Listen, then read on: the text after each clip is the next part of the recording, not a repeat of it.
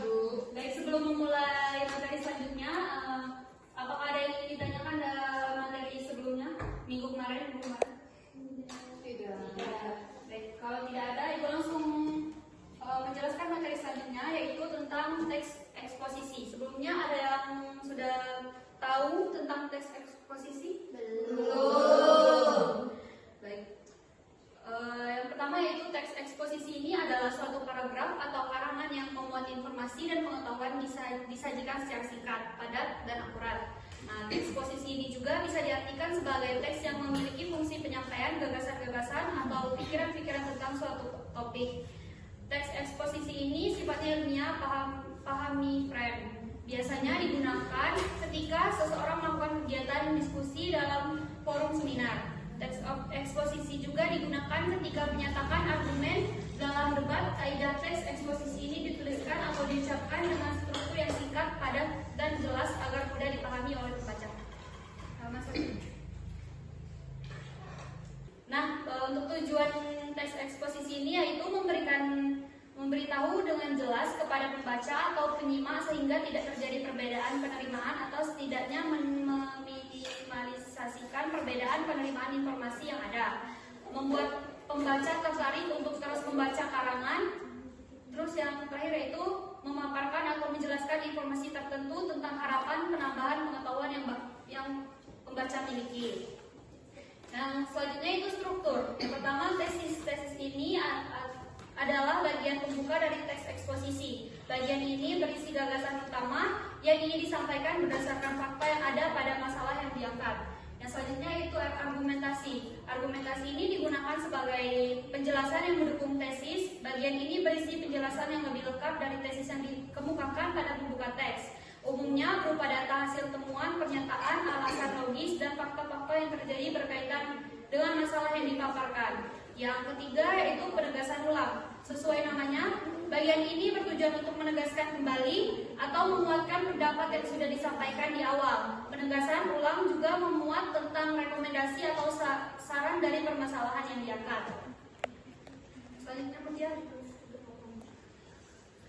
contohnya itu yang pertama yaitu berisi informasi dan pengetahuan. Teks eksposisi harus memuat tentang informasi yang mengandung pengetahuan. Saat kamu melihat teks eksposisi, pastikan bahwa yang kamu buat sudah mengandung informasi penting yang berguna sebagai pengetahuan bagi pembacanya. Yang selanjutnya yaitu penulis yang singkat, padat, dan to the point.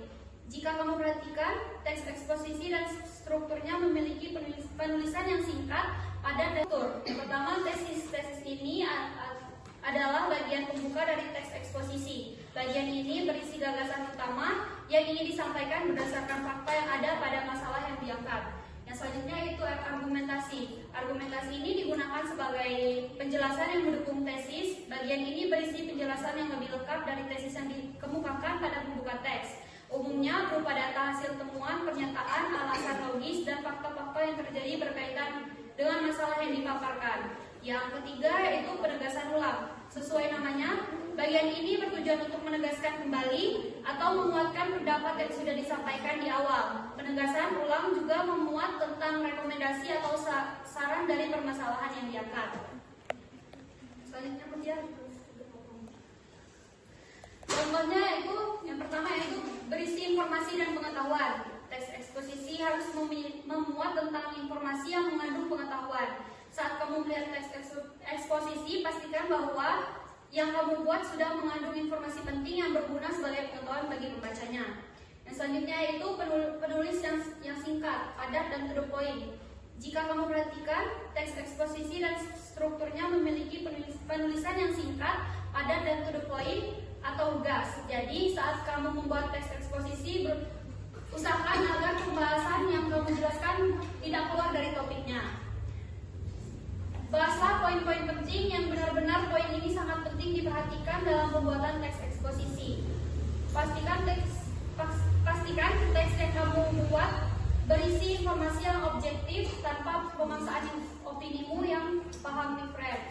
Dalam pembuatan teks eksposisi ini, kamu tidak dibolehkan memasukkan pendapat pribadi yang dapat menggiring opini pembaca. Yang selanjutnya itu kaidah bahasa teks eksposisi. Yang pertama itu menggunakan bahasa baku, menyatakan pendapat menggunakan pronomina atau kata ganti. Yang keempat yaitu menggunakan nomina atau kata benda. Yang kelima verba atau kata kerja. Yang keenam yaitu menggunakan konjungsi atau kata sambung.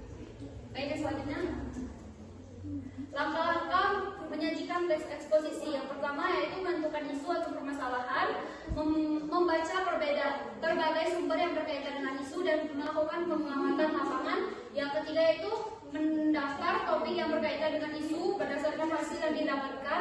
Yang keempat yaitu kerangka dan struktur eksposisi secara sistematis, mengembangkan kerangka menjadi teks eksposisi terdiri dari beberapa argumen yang kemudian diperkuat dengan fakta dari berbagai sumber yang relevan. Yang terakhir yaitu ditulis dengan memperhatikan kaidah kebahasaan dan menggunakan bahasa baku.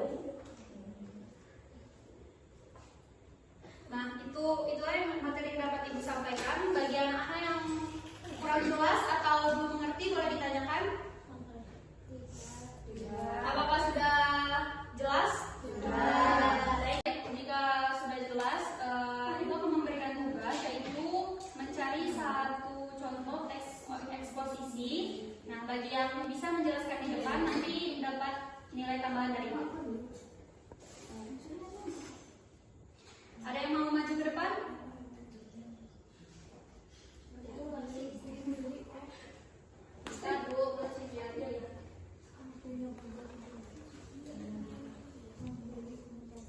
Ibu tunggu 2 menit ya. Contoh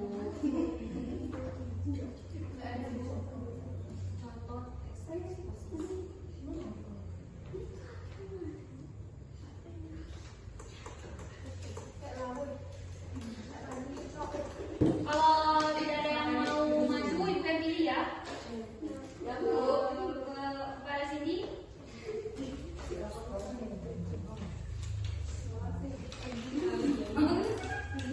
Juara 1.